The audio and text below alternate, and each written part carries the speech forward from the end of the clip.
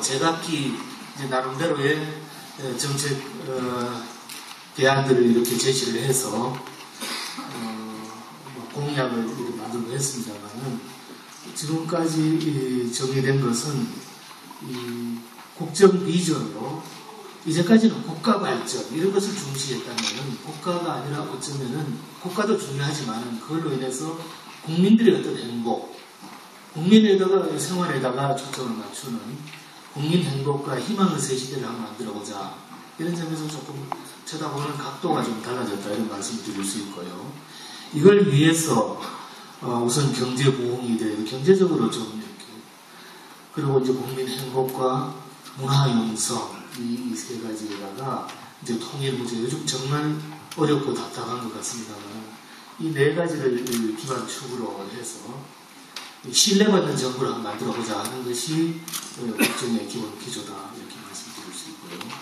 그래서 이것을 하기 위해서 21가지 국정 전략이 있고 그 가운데 또 140가지 소위 그 국정 과제라는 게 있습니다. 농업 분야에서는 이것이 이 농림축산업 분야에서도 이 새로운 성장 동력, 농림축산업을 좀 성장 산업을 한번 키워보자 이런 얘기입니다. 그 다음에는 이 안정적으로 정말 안전한 식품을 안정적으로 어떻게 하면 공급을 할 것이냐 하는 얘기입니다. 그 다음에 이제 복지와 농어촌 건설 이야기, 그리고 농어가 소득 이야기, 농산물 육형 구조 이야기 이런 얘기들이 좀 있습니다. 이것의 순서는 어디에다가 방점을 주고 무엇을 더 강조할 것이냐 이런 부분들은 앞으로 저는 여러분들 의견을 들어가지고 우리가 가지고 있는 그 예산, 재정 혹은 인력 이런 부분들을 조금 조정을 해나갈 그런 생각입니다. 먼저 이제 농식품 분야의 이 국정과제인데요. 이 국정과제는 그동안의 선거 과정에서 한 약속들을 어떻게 이행을 우선 약속부터 지키겠다 이런 말씀입니다. 출범 첫 해에 핵심 과제를 집중적으로 추진을 해서 국민들이 좀 그야말로 피부로 이렇게 체감을 할 수 있도록 하자. 그리고 과제별로는 부처에서 좀 알아서 이렇게 하도록. 그리고 지금 이제 오늘도 어제도 국회에서 상임위가 열렸습니다만은 어떻게든지 빨리 제도를 바꿀 것은 제도를 바꾸고 그 다음 지금 현재 추경 작업을 하고 있습니다. 추가적으로 예산을 조금 더 이렇게 편성을 해서 해야 될 일들은 빨리 이렇게 추진하도록 하자. 이런 것이 그 다음에는 새로운 사업을 자꾸 만들기보다는 그동안에 하던 사업들을 한번 제대로 좀 평가를 해보자. 그래서 예를 들면 국민들이 낸 세금들이 제대로 잘 쓰였는지 이런 부분을 다시 한번 확인을 하고 점검을 하자 이런 얘기입니다. 그래서 새로운 사업을 만들고 계획을 수립하는 것은 10% 정도만 하고 나머지 부분들은 기존에 하는 정책들을 확인하고 평가하고 다시 이것을 피드백하는 이런 데다가 시간을 좀 많이 보내다오 이런 주문을 갖고 있고요. 그 다음에 이 부분은 제가 저희들 직원들한테 아주 강하게 주문을 한 겁니다만 정확한 기초 통계를 가지고 그리고 농가를 예를 들면 경영체 뭐 이런 식으로 등록을 해가지고 그 농가의 성격과 유형에 맞도록 이 정책을 이렇게 가져가자.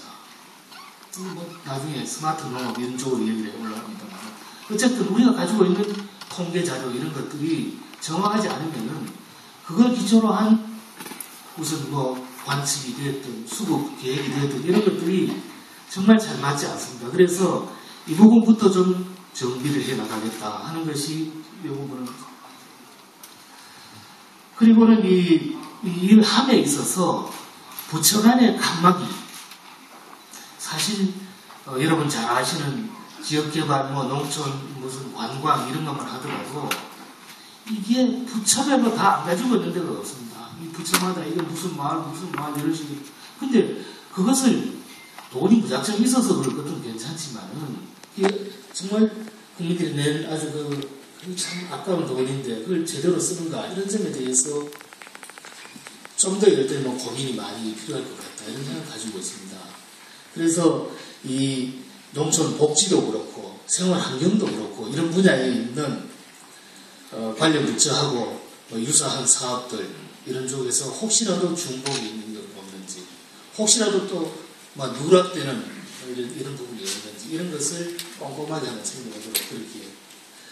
그리고 여러 가지 일을 이야기를 하지만은 저는 국민들이 정말 행복한 것, 체감을 할 수 있는 것 이런 것은 어쩌면은 일자리 같은 거 만드는 데서 시작을 해야 될지도 모른다고 생각합니다. 농촌에도 마찬가지입니다. 어쩌면은 그야말로 영세 고령자들에게 조금이라도 이렇게 생활의 편의를 받으려는 이런 것에서 시작할지도 모른다는 그런 생각을 가지고 있습니다. 이런 문제를 위해서도 미래부나 산업부, 고용부 이런 관련 부서하고 벽을 허물고 같이 이야기를 해서 문제를 풀어나가겠다. 그리고 마지막으로 저는 이 하나의 어떤 원칙이나 방향 같은 이야기인데요. 국민과 좀 더 소통을 하지 않으면 안 된다. 우리가 지난 정부 때 그 대통령께서 새벽부터 대단히 열심히 이렇게 일하시는 것을 저도 보고 아마 여러분들도 보셨을 겁니다. 그럼에도 불구하고 많은 그 국민들이나 아니면 농업계 특히 불신을 이렇게 가져오고 소통 이런 부분들이 저는 소통 부재 이런 게 아니었던가 이런 생각을 한번 해봅니다. 저도 그 중에 책임 있는 자리에 있었던 사람 중에 한 사람입니다만은 그런 반성 속에서 지금 가까이는 제가 몸담고 있는 우리 농식품부가 또 우리 농업계가 좀 더 경우에 따라서는 반성하고 경우에 따라서는 똘똘 뭉치고 이렇게 해서 국민을 설득하지 않으면은 국민들의 동의를 받지 못한다면은 무슨 어떻게 사업 예산을 이렇게 만들어낼 수 있겠습니까? 안 되죠, 그죠? 많은 지금 숙제들이 있는 것 같습니다. 당장 쌀 목표가는 우리가 4월달 내로 서로 정해라 합니다. 이해관계에 따라가지고, 얼마나 2만원 더 올려라, 3만원 더 올려라, 이렇게 합니다. 그 만원 정도 차이에 몇천억이, 4천억 정도씩 이렇게 들어가고 이렇게 된다. 4천억.